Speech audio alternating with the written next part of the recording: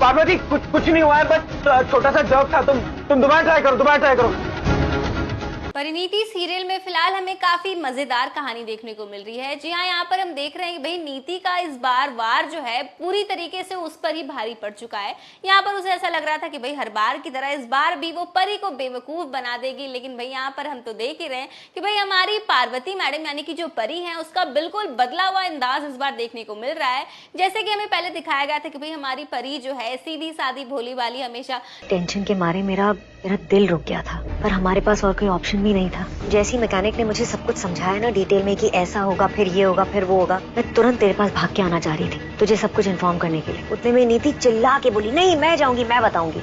नीति, हाँ क्यों, क्या हुआ? चुप रहने वाली और चुपचाप हर कुछ सह लेने वाली थी, लेकिन ऐसा तो अब बिल्कुल भी नहीं रह गया है। यहाँ पर पार्वती का रूप जो है यानी कि परी का रूप जो है पूरी तरीके से बदल चुका है और वो समझ गई है कि भाई उसके साथ काफी गलत हो चुका है और अब वो चुपचाप नहीं रहने वाली। तो इसी के साथ एक नया प्रोमो सामने आया जहाँ पर हमें देखने को मिल रहा है कि भाई बर्थडे पार्टी है और इस पार्टी में यहाँ पर नीति को बार बार हर तरफ परी की परछाई और परी का नीति अपने हरकतों से बाज नहीं आएगी।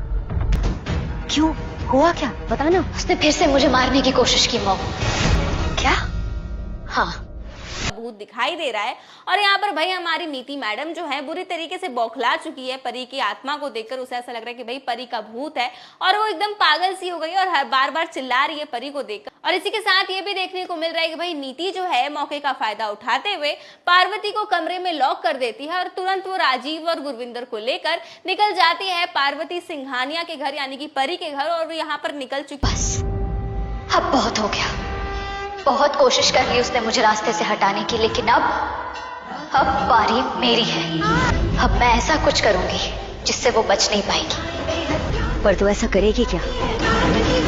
ये प्रूव करने के लिए कि भाई पार्वती ही परी है। अभी उसे ऐसा लग रहा है कि भाई कमरे में उसने लॉक तो कर दिया है पार्वती को और अगर पार्वती ही परी है तो वो अपने घर पर मौजूद नहीं होगी। और इसी के साथ और एक नया प्रोमो सामने आया जहाँ पर हम देखेंगे कि भाई नीति पहुंच चुकी है पार्वती के घर और यहाँ पर वो काफी ज्यादा ड्रामा कर रही है, काफी कलेश कर रही है और अंबिका जो है उससे लड़ते हुए नजर आ रही है। और यहाँ पर अंबिका नीति से कहती है कि पार्वती सो रही है और वो उससे कभी भी मिलने नहीं देगी, वो उसका नींद जो है वो खराब नहीं करना चाहते। और यहाँ पर नीति राजीव सब लोग जिद कर रहे हैं कि भाई हमें एक बार पार्वती को देखने दो, ये तो बहुत छोटा सा मुद्दा है, सिर्फ पार्वती से मिलना है।